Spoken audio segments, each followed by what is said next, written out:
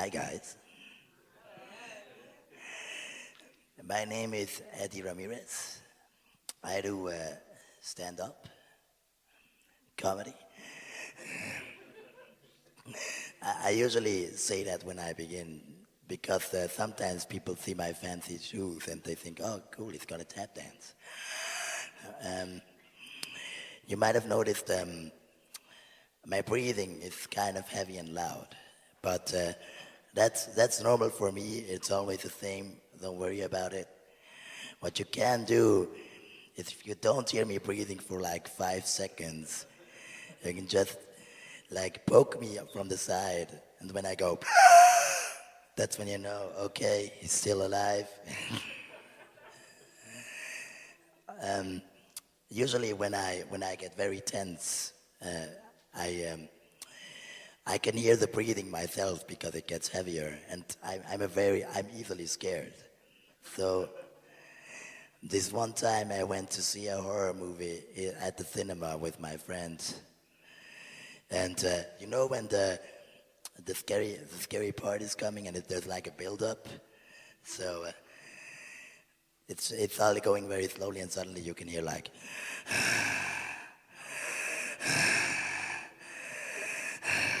Now, even I was scared. My friend next to me looked at me with so much fear in his eyes that I have never seen.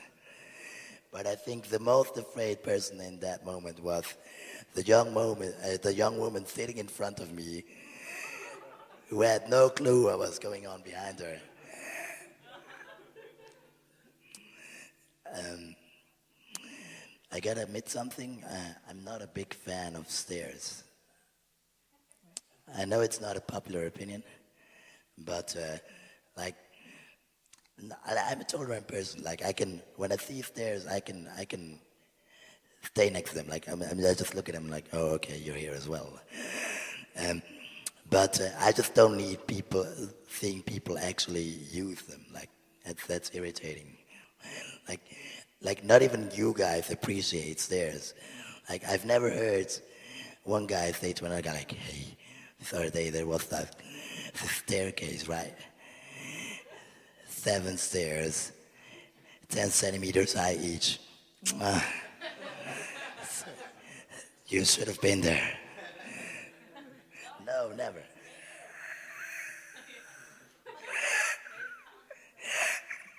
Well, but yeah, but not every.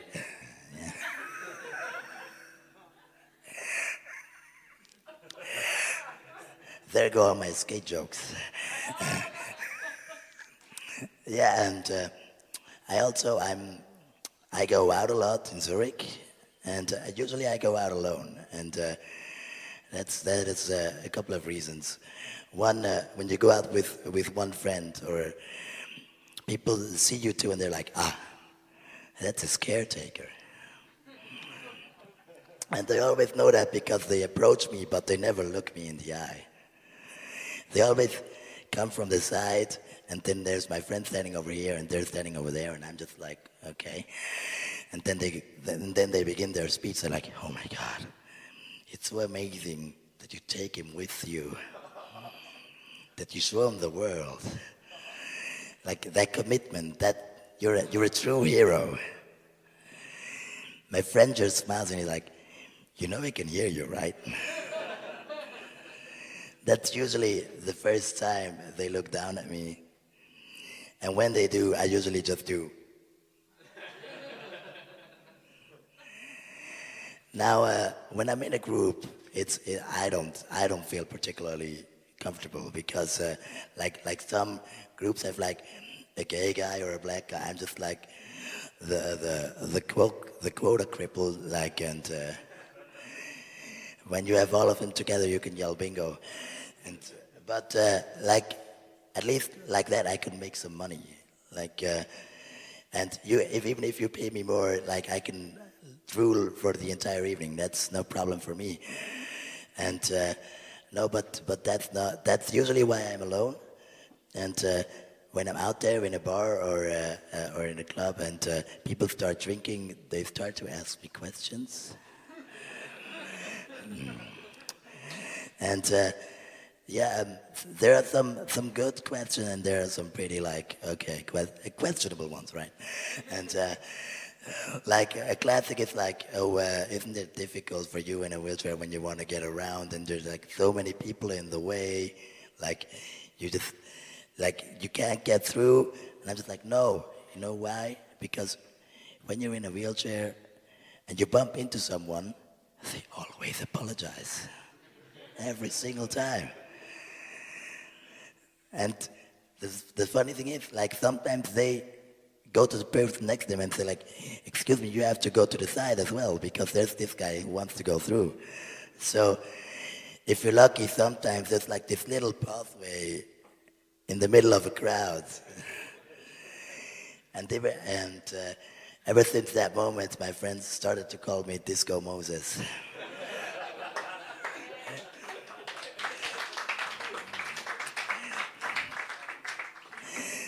Another question I get asked really often because there's a lot of stairs, and per evening there's usually one person who's like, well, how exactly did you get down here? And because they can't hear me well, like they have to get really close to me, so I get really close to their ear, and I tell them, it's because I'm Batman.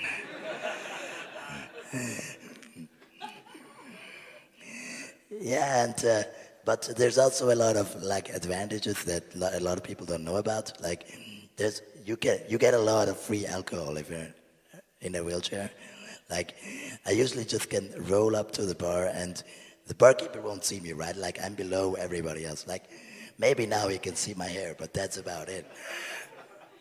And so you just pinch the guy next to you and like, excuse me, can you help me order?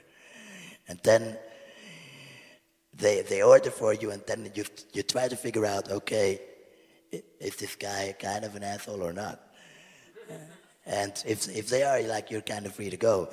So this guy, after I tell him to order for me, he's like, dude, you're just like partying with us, you know? You're like, it's such an inspiration for me. Other people would just sit around all day and do nothing. That was not the best choice of words. But yeah, so the trick is when the barkeep comes up with your drink, like you wait with the money until the barkeep comes with the drink, and then you try to pull it out, but you just can't make it because it's just too difficult.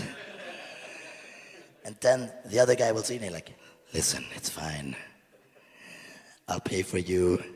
Your life's already tough enough.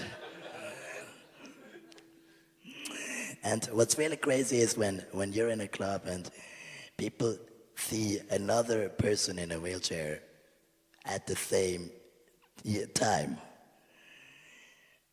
Especially if it's a girl. They're like, usually they'll just come up to me like, hey, did you see?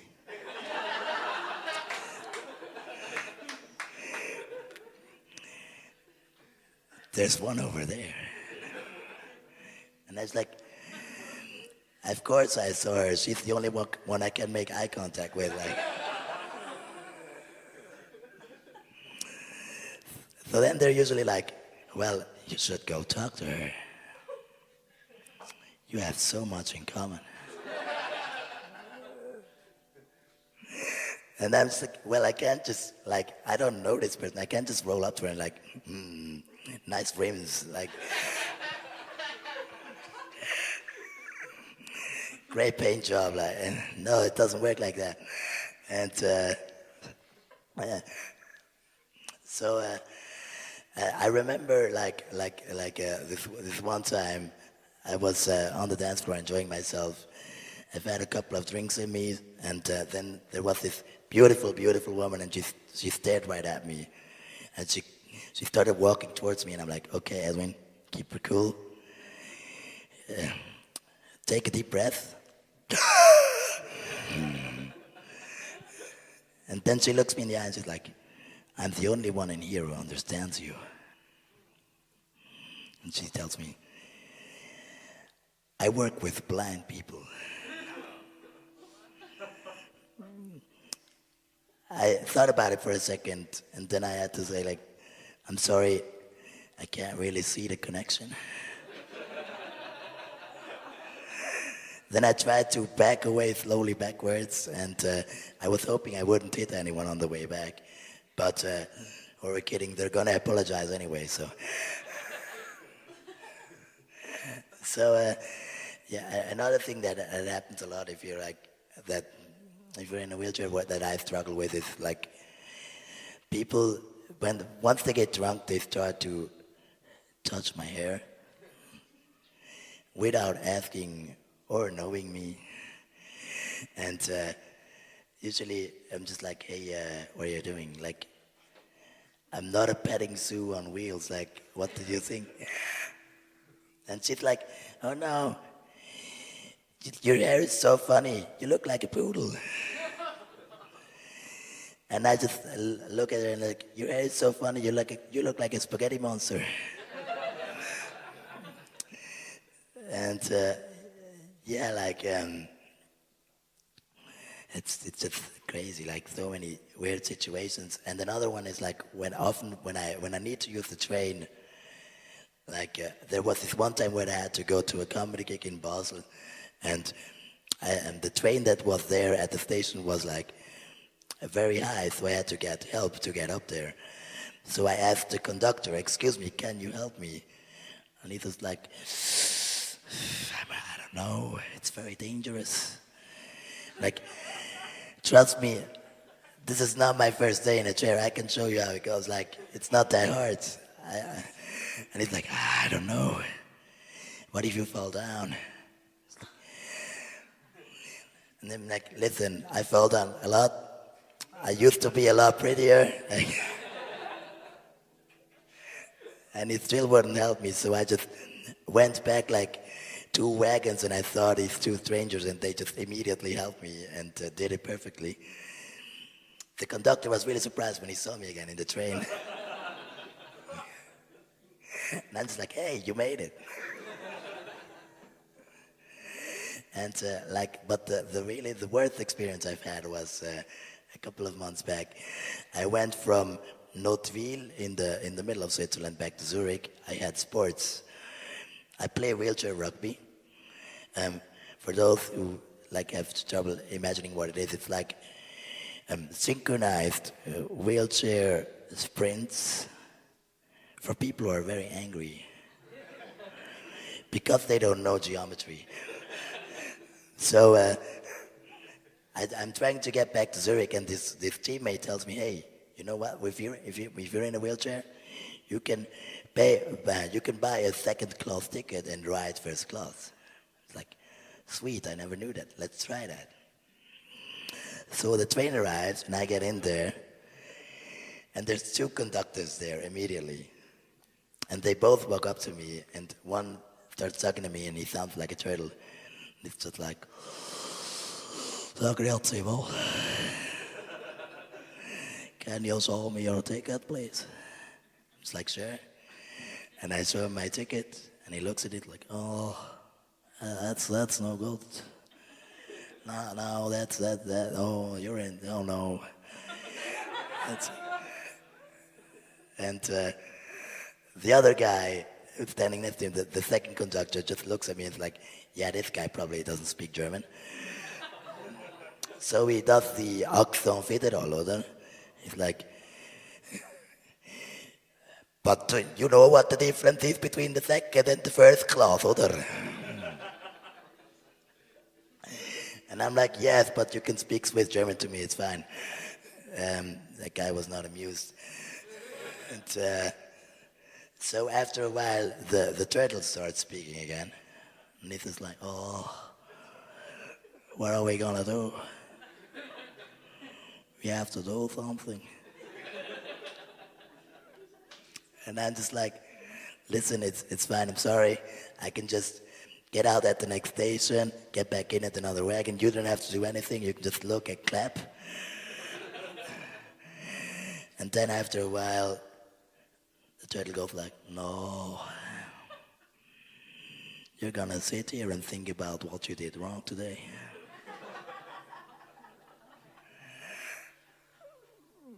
And then the second guy also decides to say something, and he still doesn't get that I speak German. So he's like, just because you're in a wheelchair doesn't mean that you get to abuse your situation, oder? So I'm like, wow, like, I know everyday racism and I know everyday like ableism, but both of these things like at the same time, like one after the other, that's a service right there. Like, wow, those guys they practice this shit. Like, so I think about it and like, listen, guys. As long as I'm here, I might as well just give you some feedback, and like